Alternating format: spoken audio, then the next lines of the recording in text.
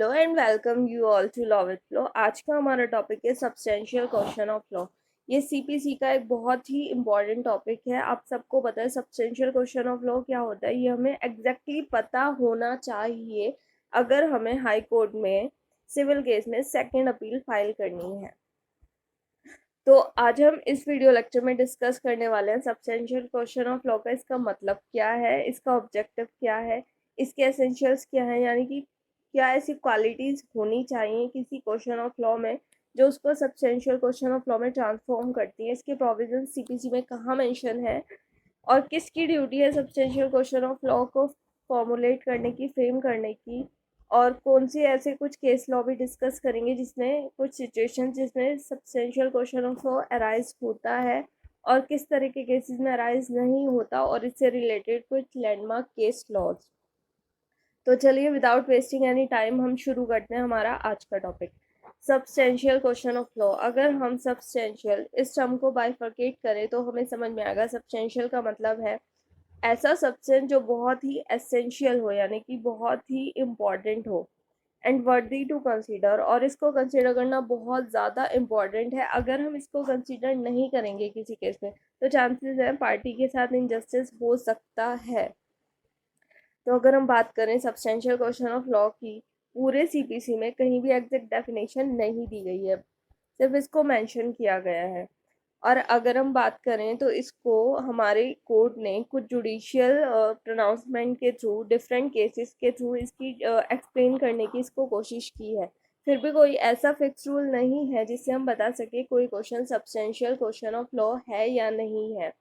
इसके लिए हमें हर केस के फैक्ट्स और सर्कमस्टेंसेस के साथ डील करना पड़ेगा और उसी के थ्रू हमें पता लगेगा कोई क्वेश्चन इस कैटेगरी में आता है या नहीं आता। अगर हम इसके ऑब्जेक्टिव्स की बात करें, यानी कि सब्सटेंशियल क्वेश्चन ऑफ लॉ के बेस पे ही सेकंड अपील के लिए आप हाई कोर्ट में जा सकते हैं, ये रूल क्यों बनाया है? एक तो इससे कोर्ट का टाइम वेस्ट होने से बचेगा, सबसे इम्पॉर्टेंट चीज़, और कोर्ट अनवांटेड अपील्स के साथ डील करने से बच जाएगा। दूसरा है इससे जो लोअर कोर्ट का जजमेंट है उसको भी ट्रू कंसिडर किया जाएगा और अननेसेसरी इंटरफ्रेंस, लोअर कोर्ट के जजमेंट में अननेसेसरी इंटरफेयर हाई कोर्ट नहीं करेगा। और इसका तीसरा रीज़न है, जो हाई कोर्ट है वो नहीं चाहता फिर से सेम फैक्ट्स के ऊपर वो तीसरा ट्रायल इनिशिएट करे, क्योंकि फर्स्ट ट्रायल ट्रायल कोर्ट में, सेकंड ट्रायल डिस्ट्रिक्ट कोर्ट में ऑलरेडी हो चुका है और वो अपना एक जजमेंट प्रोनाउंस कर चुके हैं। तो अगर हम बात करें,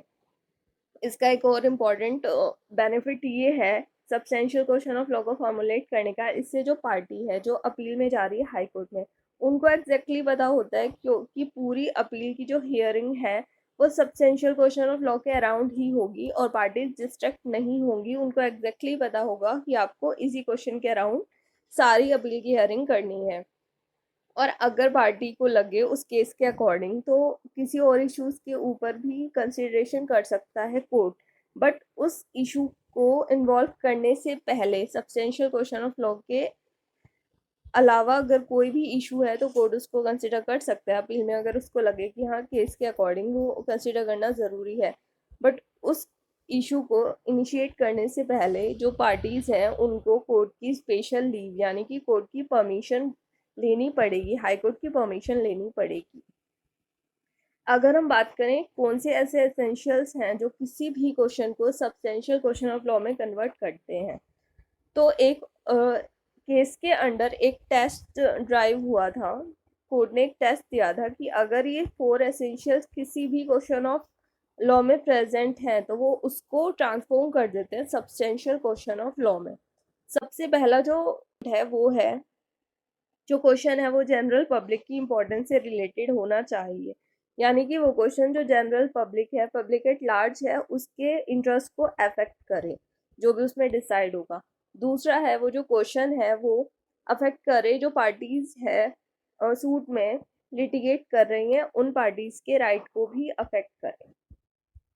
तीसरा जो एसेंशियल है वो है the question be of such nature that it holds count for different opinions. As we can see, the question is of debatable nature and an open question.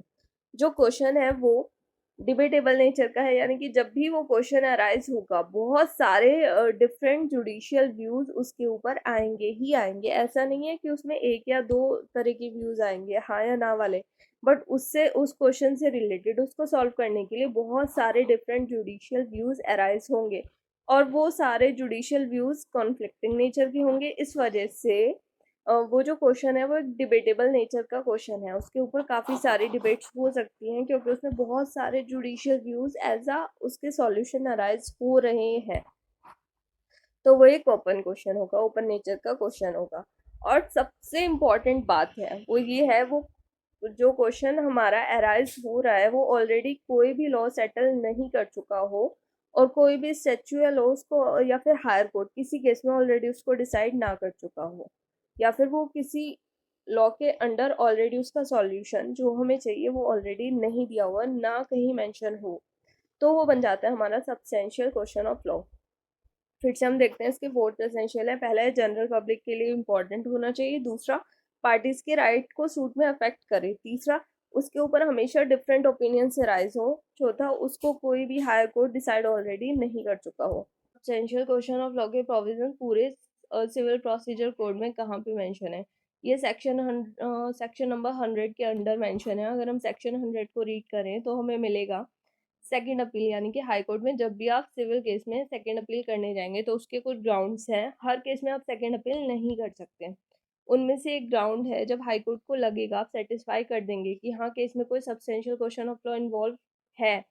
उस कंडीशन में आपकी सेकंड अपील एक्सेप्टेबल होगी। और अगर हम दूसरी बात करें तो दूसरा ग्राउंड है इसका, अगर आपके अगेंस्ट एक्स पार्टी डिग्री पास हुई है। एक्स पार्टी डिग्री मतलब ए वर्सेस बी कोई केस है, और उसमें जब हियरिंग हो रही थी तो उस डेट में ए या बी में से कोई एक अब्सेंट था, कोई एक पार्टी अब्सेंट थी, और उसने अब्सेंट होने का कोई वैलिड रीजन भी नहीं बताया था, बिना रीजन के अब्सेंट थी। उस कंडीशन में उनके अगेंस्ट कोर्ट हियरिंग करते हुए जो पार्टी अब्सेंट है उसके अगेंस्ट एक डिक्री पास करेगी, और उसी को बोलते हैं एक्स पार्टी डिक्री। तो एक्स पार्टी डिक्री भी ग्राउंड है एक सेकेंड अपील का। और अगर हम इसके थर्ड क्लोज की बात करें तो अपील आपको पता है हमेशा हाईकोर्ट में मेमोरेंडम ऑफ अपील के साथ फाइल होगी, जिसमें जो पार्टी अपीलेंट है वो स्टेट करेगा कि हाँ इस केस में एक substantial question of law arise हो रहा है। और उसके बाद अगर हाई कोर्ट सेटिस्फाई हो जाएगा तो उस कंडीशन में हाई कोर्ट फॉर्मुलेट करेगा उस exactly substantial question of law को, और फिर अपील एक्सेप्ट जब करेगा तब वो फॉर्मुलेट करेगा सब्सटेंशियल क्वेश्चन ऑफ लॉ को। अदरवाइज अगर वो सेटिस्फाई नहीं होगा तो वो एक्सेप्ट नहीं करेगा किसी भी सेकंड अपील को। अगर हम बात करें फिफ्थ क्लोज, तो हाई कोर्ट की ये ड्यूटी है जब भी वो अपील को हेयर करे तो रेस्पोंडेंट को, उस केस में जो भी रेस्पोंडेंट है उसको एक नोटिस दे, जिससे वो आके ये आर्ग्यू कर सके कि इस केस में कोई भी substantial question of law allowed नहीं है। और ऑडियो ऑल्ट्रम पार्टम होता है ना, to hear the other party, तो अदर पार्टी को भी ये चांस मिलेगा कि वो आर्ग्यू कर सके इस केस में कोई भी substantial question of law arise हो ही नहीं रहा है, इसलिए अपील एक्सेप्ट करने का कोई रीज़न ही नहीं है। उसके बाद हम बात करेंगे ये जो सेक्शन नंबर 100 है ये हाई कोर्ट से कोई भी पावर नहीं लेता है। मतलब हाई कोर्ट को पावर है अगर उसने at the initiation of appeal, यानी कि जब उसने अपील अलाउ की थी उस मोमेंट पे उसने हो सकता है कि सिर्फ एक substantial question of law frame किया हो, बट अगर उसको लेटेस्ट स्टेज में लगता है कि इस केस में एक से ज़्यादा, यानी कि दो तीन कितने भी हो सकते हैं, substantial question of law arise हो रहे हैं, उस कंडीशन में हाई कोर्ट उन क्वेश्चन के ऊपर भी हियरिंग कर सकते हैं, भले उसने उस मोमेंट पे उसको फॉर्मुलेट नहीं किया था उन क्वेश्चंस को। अगर हम बात करें किसकी ड्यूटी है सब्सटेंशियल क्वेश्चन ऑफ लॉ को फॉर्मुलेट करने की, तो सबसे पहले है जो एपिलेंट है वो सिर्फ स्टेट करेगा अपने मेमोरेंडम ऑफ अपील में कि इस केस में एक substantial question of law arise हो रहा है। और जो हाई कोर्ट है उसकी ड्यूटी है, अगर वो सेटिस्फाई हो जाएगा तो ये पूरी ड्यूटी हाई कोर्ट की है कि वो उसी मोमेंट पे अपील को एक्सेप्ट करते हुए सब्सटेंशियल क्वेश्चन ऑफ लॉ को पहले फ्रेम करे और दूसरी पार्टी को नोटिस दे, जिससे वो भी अपने को डिफेंड कर सके कि हाँ इस केस में इस तरह का कोई क्वेश्चन अराइज नहीं हो रहा है। अगर हम बात करें तो हाई कोर्ट ही हम ऑलरेडी डिस्कस कर चुके हैं, अगर उसने कोई वो सेटिस्फाई हो चुका है कि हाँ इसमें सब्सटेंशियल क्वेश्चन ऑफ लॉ कोई और भी अराइज हो रहा है जो उसने पहले फॉर्मुलेट नहीं किया है, तो उस कंडीशन में वो बिना फ्रेम किए हुए भी उस क्वेश्चन ऑफ लॉ के ऊपर अपील जो है वो अपील में हेयरिंग कर सकता है। अगर हम बात करें सब्सटेंशियल क्वेश्चन ऑफ लॉ में किस तरह के क्वेश्चन इंक्लूड होंगे, ये कंफ्यूजन हमेशा बना रहता है, तो इसलिए अगर हम बात करें सब्सटेंशियल क्वेश्चन ऑफ लॉ में किस तरह के क्वेश्चन इंक्लूड हो सकते हैं, तो हम यहाँ देख सकते हैं कोई भी केस जिसमें एक से ज्यादा कॉन्फ्लिक्टिंग जुडिशियल ओपिनियन अराइज हो रहे हो। A case where the finding of court without any evidence on record, एक केस जहाँ पे कोर्ट ने अपनी फाइंडिंग दे दी हो और एविडेंस नहीं लिया हो, कोई भी रिकॉर्ड में एविडेंस नहीं है, बट उसने अपना जजमेंट, फाइनल जजमेंट डिलीवर कर दिया। अगर हम बात करें conclusion in a case is derived on the basis of admitted fact, किसी पार्टी ने कोई फैक्ट एडमिट किया और उसी के ऊपर आपने पूरा जजमेंट डिलीवर कर दिया, उस कंडीशन में भी substantial question of law arise हो सकता है। अगर हम बात करें जहां पार्टी ने एडमिसिबल एविडेंस को डिसरिगार्ड किया हो, यानी कि एडमिसिबल एविडेंस जो थे उनको कंसीडर ही नहीं किया और अपना जजमेंट प्रोनाउंस कर दिया। अगर किसी ने मिस इंटरप्रेट किया हो, कोर्ट ने किसी एविडेंस को मिस इंटरप्रिटेशन किया हो, यानी कि उस एविडेंस या डॉक्यूमेंट्स में जो चीज लिखी थी उसका मतलब कुछ और निकल रहा था और कोर्ट ने उसका मतलब कुछ और निकाला। अगर बर्डन ऑफ प्रूफ किसी केस में रॉन्ग पार्टी के ऊपर कोर्ट ने पुट कर दिया, फॉर एग्जांपल अगर एक पर्सन है और उसने पी पर्सन ने इस लैंड के ऊपर पोजीशन है पी पर्सन का, और ए पर्सन बोल रहा है कि उसका ये अपना लैंड है, ये लैंड उससे बिलोंग करता है और पी का पोजीशन इलीगल है, तो यहाँ पे बर्डन ऑफ प्रूफ ए के ऊपर होगा according to section number 101 of evidence act कि ए जो पी है उसका पोजीशन गलत है और ए है पोजीशन के लिए एंटाइटल। और अगर इस तरह के किसी भी केस में ऑलरेडी फिक्स होता है कि बर्डन ऑफ प्रूफ किसके ऊपर होगा, कोर्ट ने गलत तरीके से बर्डन ऑफ प्रूफ पुट किया है किसी और पार्टी के ऊपर, तो इस कंडीशन में चांसेस हैं wrong burden of proof place करने की वजह से पार्टी के साथ इनजस्टिस हो रहा है, तो उस केस में substantial question of law arise होगा। Where the court consider irrelevant evidence, section number 5 to 55 of evidence act, section number 5 to 55 of evidence act में ऑलरेडी ये मेंशन है कि कौन से एविडेंस रेलिवेंट होंगे और कौन से रेलिवेंट नहीं होंगे। तो अगर कोर्ट ने इररिलेवेंट एविडेंस को कंसिडर करने के बाद कोई जजमेंट प्रोनाउंस किया है तो वहाँ भी substantial question of law arise होगा और सेकेंड अपील में आप जा सकते हैं हाई कोर्ट में, और हाई कोर्ट आपकी एक्सेप्ट करेगा सेकेंड अपील। अगर हम बात करें कुछ ऐसे केसेस हैं जहाँ पे substantial question of law arise नहीं होगा, सबसे पहला केस है findings recorded by the first appellate court. First appellate court ने जो भी फाइंडिंग रिकॉर्ड की किसी केस में उसके ऊपर कोई substantial question of law arise नहीं होगा। Conclusion drive on the base of material evidence on record, her case में यही तो होता है, मटेरियल एविडेंस लेके रिकॉर्ड में कंक्लूजन यानी कि केस के फाइनल कंक्लूजन तक पहुंचे हैं, तो फिर substantial question of law arise नहीं होगा, यहाँ पे किसी पार्टी के साथ कोई इनजस्टिस नहीं हो रहा है। High court thinks with the first appellate court reasoning is not proper, high court को लग रहा है कि फर्स्ट एपिलेट कोर्ट ने जो जजमेंट दिया है वो तो टू द पॉइंट है, बट जजमेंट को देने के पीछे जो उसकी रीजनिंग है वो थोड़ा सा ऊपर नीचे, बिल्कुल एग्जैक्ट नहीं है जो होनी चाहिए थी। उस केस में भी किसी पार्टी के साथ कोई मतलब इनजस्टिस नहीं हो रहा है, जजमेंट प्रॉपर है, इस वजह से substantial question of law arise नहीं होगा। अगर हम बात करें कोई भी जो केस है उसमें क्वेश्चन ऑफ फैक्ट या फिर क्वेश्चन ऑफ लॉ या फिर मिक्स क्वेश्चन ऑफ फैक्ट और लॉ अराइज हो रहा है, उस कंडीशन में भी substantial question of law arise नहीं होगा। अगर सेकेंड अपील में एक पूरा नया केस बन के आ रहा है, नया केस निकल रहा है, तो भी substantial question of law arise नहीं होगा। अगर कोई भी मैटर है जिसमें टू व्यूज पॉसिबल है, यानी कि हाँ होगा या ना होगा, फॉर एग्जाम्पल ईडब्ल्यूएस का रिजर्वेशन, उसमें सिर्फ ये चीज होनी थी कि ईडब्ल्यूएस रिजर्वेशन सही है या गलत है, हाँ या ना, बट बहुत सारे डिफरेंट व्यूज निकल के नहीं आ रहे थे, उस कंडीशन में भी substantial question of law arise नहीं होगा। फॉर एग्जाम्पल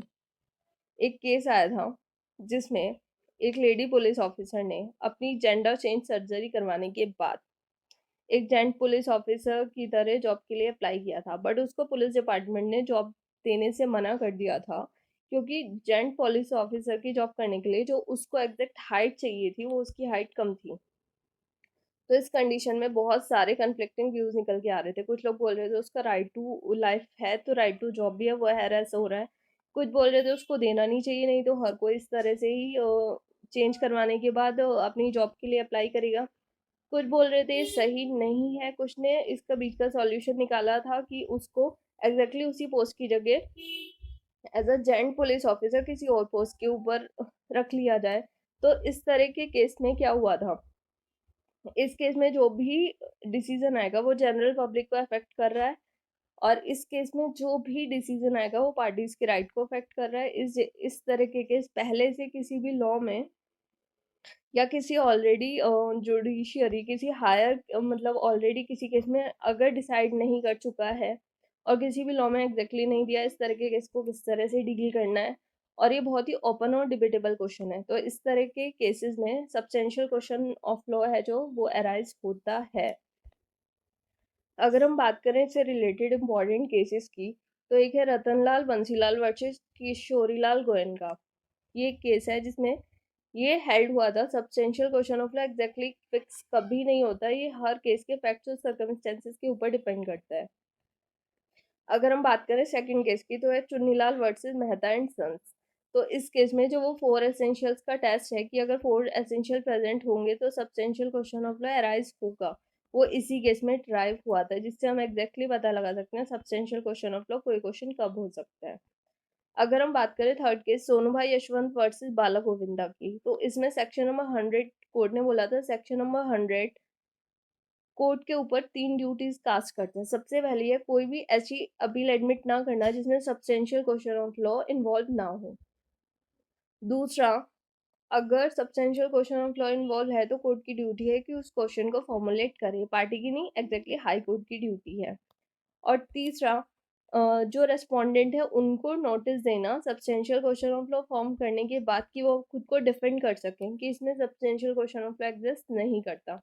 तो ये 3 ड्यूटी है जो सेक्शन नंबर 100 कोड के ऊपर कास्ट करता है। I hope substantial question of law से रिलेटेड आपके सारे डाउट्स एंड क्वेश्चंस क्लियर हो चुके होंगे। आज के वीडियो लेक्चर में इतना है, मिलते हैं आपको एक नए टॉपिक के साथ नए वीडियो लेक्चर में। तब तक के लिए थैंक यू सो मच।